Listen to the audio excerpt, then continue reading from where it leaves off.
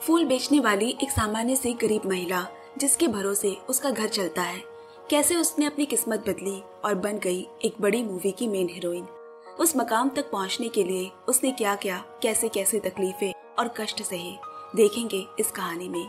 इस बार भी movie stripe की पिटारी से है एक खूबसूरत चाइनीज कहानी 2022 की boxing mother champion, director chain Xiang. दोस्तों, अगर अभी तक आपने के ड्रामा 2.0 को सब्सक्राइब नहीं किया है तो फटाफट से कर ले। अलग अलग ड्रामा वेब सीरीज सुनने के लिए अभी सब्सक्राइब करें के ड्रामा 2.0 को। लिंक नीचे डिस्क्रिप्शन बॉक्स में है। अब कहानी सुनते हैं। कहानी की शुरुआत में कुछ गुंडे एक लड़की को मार रहे हैं और तभी शाओ नाम की एक महिला अपनी छोटी वैन लेकर वहां आ पहुंची। असल में यहाँ कोई शूटिंग चल रही है और वो बिना इजाजत के ही अंदर घुस आई है। डायरेक्टर चिल्लाते हुए बोला, अरे इसे यहाँ किसने अंदर आने दिया? तभी मूवी की मेन हीरोइन बेरी ने कहा, दरअसल मैंने कुछ फूल मंगवाए थे। और फिर वो सभी को शाओ के लाए फूल देती है। शाओ का फूलों का एक छोटा सा व्यापार है। फूल बेचने के अलावा साथ ही उन्हें डिलीवरी का काम भी करती है। अब जो लड़की गुंडों के साथ सीन कर रही थी उसने आकर डायरेक्टर से कहा कि उससे ये रोल नहीं होगा। तब डायरेक्टर की नजर शाओ पर पड़ी और उसे इस सीन में काम करने के लिए पूछा, जिसके उसे 2000 रुपए भी देंगे। ये सुन वो तुरंत उस रोल के लिए तैयार हो गई और पहली बार में ही उसकी एक्टिंग लोगों को बहुत पसंद आ गई। एक मामूली फूल बेचने वाली होकर वो इतना अच्छा एक्टिंग कैसे कर रही है? प्रोड्यूसर खुश होकर उसकी अगली फिल्म बॉक्सिंग मॉम में उसे ऑडिशन देने के लिए कहता है। लेकिन तभी उसका ध्यान कुछ बदमाश लड़कों पर गया जो उसकी वैन चुरा कर भाग रहे थे और वो बिना प्रोड्यूसर की बात सुने उनका पीछा करने लगी, मगर वो उन्हें पकड़ नहीं पाई। अब रात को एक नाइट क्लब में शाओ आई है अपने पति लियो को यहाँ से ले जाने। उसका पति रोज यहाँ रात को शराब पीकर पड़ा रहता है। वही क्लब के बॉक्सिंग रिंग में फेंग नाम के एक लड़के को देखते हैं। यहाँ लियो को लेकर वहाँ से निकलते वक्त कुछ लड़के शाओ को परेशान करने लगे। वही लड़का फेंग ने आकर उन्हें वहाँ से भगाया। इसके बाद उसने शाओ से पूछा, आपको किसी तरह की मदद चाहिए?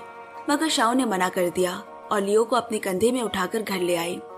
घर पर उसके शराबी पति लियो के अलावा पैरालाइज ससुर और जिंग नाम की एक बेटी भी है। इन सब का भार बेचारी शाओ के कंधों पर है और वो हर जिम्मेदारी उठाने के लिए तत्पर भी रहती है। अब हर रोज की तरह वो फूल के गोदाम से उनके अलग अलग जगह डिलीवरी करने में लगी है। और फिर जब वो अपनी बेटी जिंग को लेने स्कूल पहुंची तो उसके टीचर ने कहा, जिंग को कब यहाँ से ट्रांसफर कर रही हो? वो यहाँ नहीं पढ़ सकती, उन बच्चों के लिए अलग स्कूल होते हैं। दरअसल जिंग बोल नहीं सकती, सिर्फ सुन सकती है। शाओ ने टीचर से कहा, डॉक्टर ने कहा है कि जिंग जल्द ही बोलने भी लगेगी। और फिर जिंग को अपनी फूलों वाली वैन में बिठाकर घर की तरफ निकल गई। रास्ते में जिंग के क्लास के कुछ बच्चे उसे फूल वाली की लड़की कहकर चढ़ाते हैं, जिससे वो गुस्से में अपनी माँ की वैन से उतरकर पैदल ही चल पड़ी और बोली, कल से मैं खुद घर आ जाऊंगी, मुझे इस वैन में लेने मत आया करो।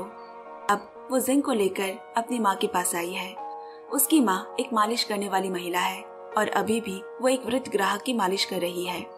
उसकी माँ ने पूछा, क्या तुम लियो को तलाक देने वाली हो? शाओ बोली, माँ मैंने कितनी बार मना किया है कि मुझसे लियो के तलाक देने की बात मत किया करो। मैं नहीं चाहती कि मेरी तरह मेरी बेटी भी बिन पिता की बड़ी हो। फिर भी अपनी माँ से बार बार वही बात सुनकर वो वहाँ से जाने लगी। उसकी माँ ने उससे कुछ पैसे भी देने की कोशिश की, लेकिन वो वहाँ पैसों के लिए नहीं आई थी। फिर नानी जिंग को एक जड़ी बूटियों वाला चाय फ्लास्क में देकर भेजती है। यहाँ लियो शाओ से कह रहा है, मैं रोज ऊपर वाले से प्रार्थना करता हूँ कि हमारी बेटी बाकी बच्चों की तरह नॉर्मल हो जाए, लेकिन वो मेरी कभी नहीं सुनता। लगता है जिंग को उसी की तरह के बच्चों के स्कूल में भेजना होगा। पर शाओ ऐसा नहीं चाहती। वो कहती है, मेरी जिंग नॉर्मल बच्चों के स्कूल में ही पढ़ेगी और इसके लिए मुझे जो बन पड़ेगा मैं करूंगी। अगली सुबह सुबह शाओ काम पर निकली और सबसे पहले मिस्टर वी और उनकी पत्नी से आकर मिलती है। असल में उसकी वैन उन्हीं दोनों की है। मिसेस वी बाहर देश में जाकर पढ़ना चाहती है। उसने शाओ से पूछा, क्या तुम बॉक्सिंग मॉम मूवी के लिए ऑडिशन देने जाओगी? हाँ, मैं ऑडिशन देने जरूर जाऊंगी, लेकिन पता नहीं सिलेक्ट हो पाऊंगी या नहीं, शाओ बोली। तब उसने उसे हिम्मत देते हुए कहा, अपने सपनों का हाथ कभी मत छोड़ना, उसमें तुम्हें आसमान की ऊंचाइयों तक ले जाने की ताकत होती है। अब जब शाओ ऑडिशन के लिए पहुंची तो उससे कहा गया, पहले से ही 200 से ज्यादा प्रोफेशनल एक्टर और कुछ तो खुद बॉक्सर भी इस ऑडिशन के लिए आए हैं। इनमें तो तुम्हारा नंबर लग पाना नामुमकिन है, इसलिए तुम बिना ऑडिशन दिए ही लौट जाओ। जवाब में शाओ ने कहा, तो मैं बॉक्सिंग सीखकर इस ऑडिशन के लिए तैयार होकर आऊंगी। और फिर माँ का दिया वही जड़ी बूटियों वाला चाय का फ्लास्क उन्हें थमाने लगी। उसकी आग्रह देखकर असिस्टेंट ने उस ऑडिशन के फॉर्म दे दिए। इसके बाद नाइट क्लब के अंदर शाओ बॉक्सिंग रिंग में हो रही फाइट को देखते हुए प्रैक्टिस करती है। ये सब देख रहा फैंक आकर उसे कहता है यहाँ फाइट देखने के लिए टिकट काटनी पड़ती है। शाओ क्लब के बाहर ही प्रैक्टिस करने लगी। फैंक उसे अकेले ही बाहर प्रैक्टिस करता देख पूछता है, क्या तुम बॉक्सिंग सीखना चाहती हो? शाओ बोली, हाँ, मगर इसके फीस भरने के लिए मेरे पास पैसे नहीं है। कल एक छोटी बियर की बोतल लेकर जिम के बाहर मुझसे आकर मिलना, मैं तुम्हें बॉक्सिंग सिखा दूंगा, फैंग ने कहा। अगली सुबह शाओ अपनी बेटी को वही ऑडिशन का फॉर्म दिखाते हुए कहती है, एक दिन देखना तुम्हारी माँ की बड़ी बड़ी फोटो छपेगी। ये सुनकर जिंग बहुत खुश हो जाती है। फिर उसने जिंग से भी कहा, तुम्हें भी कोशिश करनी होगी बात करने की। अब स्कूल छोड़ते वक्त उसने जिंग से पूछा कि आज उसे डिनर में क्या खाना है। जिंग ने कहा, चिकन। तो ठीक है, रात हम वही खाएंगे, वो कहती है। और जिंग को छोड़कर शाओ प्रैक्टिस करने आ पहुंची। शुरुआत में उसे कुछ भी नहीं समझ आता। फैंग धीरे धीरे उसे सिखाता जाता है। अब अपना प्रैक्टिस खत्म कर वो जिंग को लेने आई तो जिंग उसके साथ नहीं जाना चाहती, क्योंकि शाओ अपना किया वादा भूल गई कि आज वो उसके लिए खाने में चिकन लेकर आएगी। असल में आज पूरा दिन प्रैक्टिस में रहने की वजह से शाओ आज कहीं भी कमाने नहीं जा पाई, इसीलिए आज कोई चिकन नहीं बनेगा। मैं किसी और दिन तुम्हारा पसंदीदा खाना बना दूंगी, ठीक है ना मेरी प्यारी बच्ची? लेकिन छोटी सी जिंग माँ की बात नहीं समझती और रोने लगी। ये देख सुबह से थकी भूखी प्यासी शाओ को भी गुस्सा आ गया और उसे मारने लगी। तभी फिर से जिंग के स्कूल के बच्चे उसे फूल वाले की बेटी कहकर चढ़ाते हैं। शाओ को अपनी बेटी के लिए बहुत बुरा लगा और उसे सीने से लगाकर रो पड़ी। अब रात में जिंग और उसके दादाजी डिनर कर रहे हैं और लियो जमीन पर लेटे शराब पी रहा है। तभी फैंग का फोन आया। वो उसे कल सही वक्त पर प्रैक्टिस के लिए बुला रहा है, पर शाओ कहती है, बॉक्सिंग लगता है बहुत मुश्किल है, मैं कर नहीं पाऊंगी। क्योंकि शाओ को ये घर भी तो चलाना है, रोज पैसे भी कमाने जाना है। पर फैंग ने उसे हिम्मत देते हुए कहा, कोशिश करो, तुम जरूर कर पाओगी। अगले दिन वो प्रैक्टिस के लिए पहुंची। फैंग ने उसके हाथों में कपड़े बांधे और पूरे जोश के साथ एक बार फिर से शाओ प्रैक्टिस में लग गई। प्रैक्टिस के साथ साथ वो अपना फुल डिलीवरी का काम भी करती। एक दिन शाओ और फैंग दोनों प्रैक्टिस के बाद बॉक्सिंग रिंग में बैठे हैं। शाओ ने पूछा, ये बॉक्सिंग रिंग किस काम के लिए है? तो जवाब में फैंग बोला, इसे ऑक्टागन कहते हैं, जिसपे बॉक्सिंग की फाइट लड़ी जाती है। कुछ दिनों बाद यहाँ एक बॉक्सिंग कंपटीशन होने वाला है, मैं तुम्हें वो दिखाने ले चलूंगा। अब एक बार कमरे में शाओ प्रैक्टिस कर रही होती है और तभी नशे में लियो उसके पास आने की कोशिश करता है, पर शाओ ने उसे घुसा मारकर बाहर कर दिया। गुस्से में लियो अपने पड़ोसी मिस्टर वी के पास जाकर कहता है, मैं आज बहुत बुरे मूड में हूँ। मिस्टर वी ने भी कहा, आज मेरा भी मूड खराब है। और फिर दोनों लड़ने लगे, पूरे कमरे का सामान इधर उधर कर दिया। दूसरी तरफ फैंग शाओ को वही बॉक्सिंग चैंपियनशिप दिखाने ले गया है और रात में घर लौटते वक्त लियो ने उन्हें देख लिया। अगले दिन शाओ ने लियो से कहा, आज मेरा ऑडिशन है, तुम्हें जिंग को स्कूल से वापस लेकर आना होगा। इसके बाद वो फैंग के साथ मूवी के ऑडिशन के लाइन में खड़ी है। इस मूवी का हीरो चैन ही उनका ऑडिशन दे रहा है। शाओ का नंबर आया। वो अपने बॉक्सिंग ग्लव्स लगा ही रही थी कि तभी उसे लियो का मैसेज आया कि जिंग कहीं नहीं मिल रही। ये पढ़ते ही शाओ सब कुछ फेंक कर फैंग के साथ वहाँ से फौरन निकल गई और पहुंचकर लियो पर गुस्सा करने लगी। तुमसे एक काम नहीं होता, भूल गए हो कि तुम्हारी एक बेटी भी है। वो जिंग को हर जगह ढूंढने लगी। उसे चिंता हो रही है क्योंकि जिंग बोल नहीं सकती, वो मदद के लिए चिल्ला भी नहीं सकती। और तभी थोड़ी देर में जिंग लियो के पास वापस आ गई। उसके हाथ में शराब की एक बोतल है जो वो अपने बाबा के लिए लाने गई थी, क्योंकि उसे उसके बाबा दुखी लग रहे थे। जिंग को वापस पाकर शाओ की जान में जान आई। जब जिंग ने पूछा, क्या आपने ऑडिशन दे दिया माँ? तब शाओ को ऑडिशन का होश आया। शायद अगर अभी वो निकले तो ऑडिशन दे पाएगी। वो तुरंत फैंग की बाइक लेकर निकल गई, पर वहाँ पहुंचकर देखा तो पूरी जगह का पैकअप हो चुका है। उसे आने में देर हो गई। बस डायरेक्टर की गाड़ी वहाँ से निकलने वाली है। उन्होंने शाओ को वहाँ देखकर कहा, ऑडिशन खत्म हो चुके हैं, घर चली जाओ। शाओ बोली, बस मुझे एक और मौका दे दे, मैं यही अपना ऑडिशन दे दूंगी। कहते ही वो हवा में ही गुस्से से मारने लगी। कुछ भी खास ना देख वो लोग गाड़ी में चढ़ने लगे।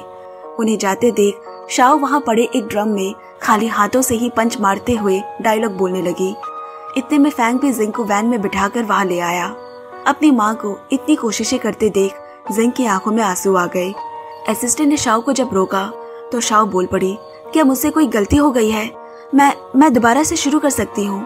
उसके लहूलुहान हाथों को देख डायरेक्टर बोला, तुम्हारा सिलेक्शन हो गया है, कल फाइनल सिलेक्शन है, आज होटल में ही रहना होगा और फिर से कहीं गायब मत हो जाना। ये कहते हुए असिस्टेंट जैसे ही गाड़ी में चढ़ने लगा, गाड़ी चल पड़ी और बेचारा वो गाड़ी के पीछे पीछे दौड़ने लगा। रात हो गई। होटल में फैंग ने शाओ से पूछा, क्या लियो हमेशा से ही ऐसा था? वो बोली, नहीं, पहले वो बहुत ही अच्छा था, मगर जब से उसकी नौकरी छूटी है वो ऐसा हो गया है। लेकिन मुझे पूरा भरोसा है कि वो फिर से एक दिन पहले की तरह बन जाएगा। अब फैंग जिंग के लिए एक बोलने में मदद करने वाली मशीन उसे देता है। शाओ ने उससे पूछा कि तुम्हारी कोई गर्लफ्रेंड नहीं है? फैंग ने कहा, मैं अपने बाइक पर दुनिया घूमना चाहता हूँ, पर ऐसा शायद ही कोई लड़की चाहेगी।